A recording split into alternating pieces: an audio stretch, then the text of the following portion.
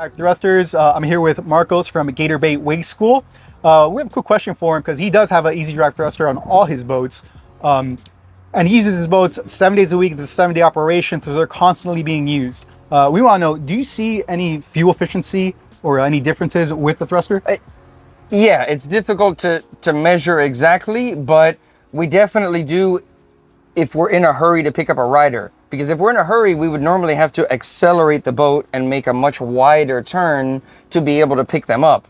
This way, if we're in a hurry, we just stop, put it in neutral, use the thruster to reposition the angle of the boat, and then we can drive straight back towards the rider. So we don't have to make a big turn. And with wake surf, this boat has 4,300 pounds of ballast, and the boat weighs almost 6,000 pounds. So that's a ton of weight that you're trying to push around to make a fast turn to go pick up your rider. We don't have to do that. We just leave it in neutral, reposition it with the thruster, and drive straight.